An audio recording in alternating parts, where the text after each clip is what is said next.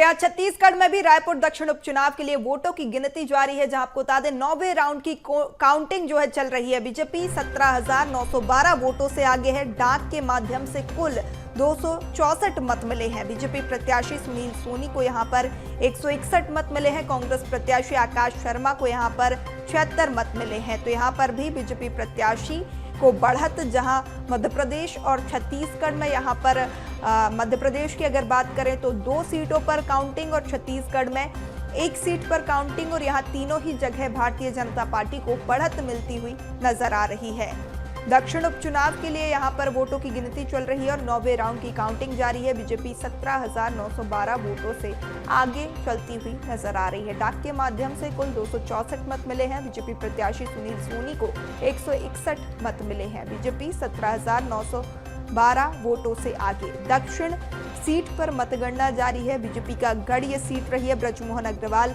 8 बार के विधायक इस सीट से रहे हैं। 9वें राउंड की काउंटिंग बीजेपी प्रत्याशी सुनील सोनी ने बढ़त बनाई है, जहां बीजेपी का ये गढ़ सीट रही है।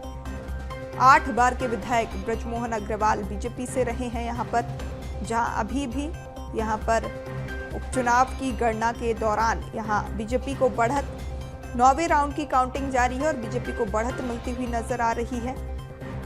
बीजेपी का गढ़ ये सीट, जहां बीजेपी प्रत्याशी सुनील सोनी ने बढ़त बनाई है। कांग्रेस प्रत्याशी आकाश शर्मा को यहां पर 76 मत मिले हैं। बीजेपी 17,912 वोटों से आगे चल रही है। रायपुर दक्षिण सीट पर मतगणना लगातार जारी है और पल पल की अपडेट BSTV आप तक पहुंचा रहा है। 9वें राउंड की काउंटिंग जारी, और यहां पर डाक के माध्यम से कुल आपको बता दें 264 वोट मिले हैं, मत मिले हैं। बीजेपी प्रत्याशी सुनील सोनी को यहां 161 मत मिले हैं। कांग्रेस प्रत्याशी को 76 मत मिले हैं डाक के माध्यम से। बीजेपी 17,912 वोटों से यहां पर आगे चल रही है। रायपुर दक्षिण सीट पर मतगणना जारी और रोचक ये रण होता हुआ, जहां बीजेपी को बढ़त मिलती हुई नजर आ रही है। बीजेपी का गढ़ ये सीट मानी जाती है, जहां 8 बार के विधायक यहां पर ब्रजमोहन अग्रवाल रहे हैं। वहीं अगर मध्य प्रदेश की बात करें तो बुधनी और विजयपुर सीट पर भी भारतीय जनता पार्टी को यहां पर बढ़त मिलती हुई नजर आ रही है। बुधनी विधानसभा सीट पर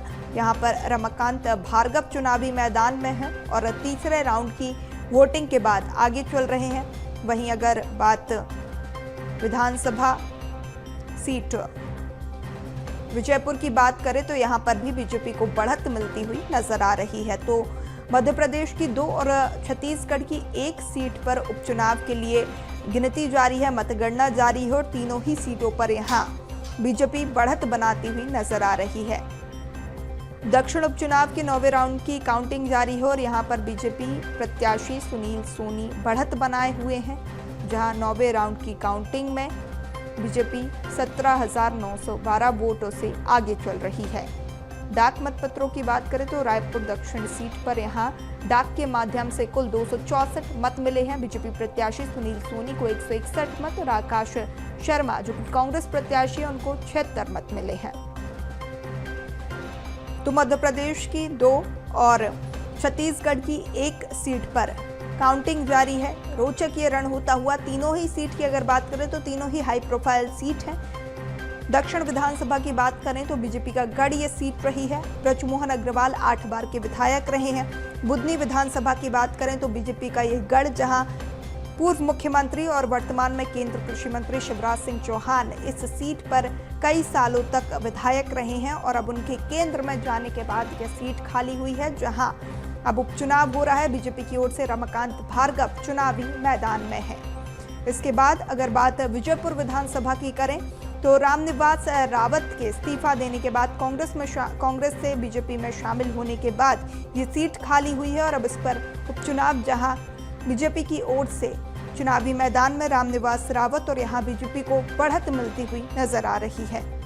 तो तीनों ही सीटों पर कांग्रेस से आगे भारतीय जनता पार्टी, और यहां पर अगर दक्षिण उपचुनाव की बात करें तो 9वें राउंड की काउंटिंग जारी है।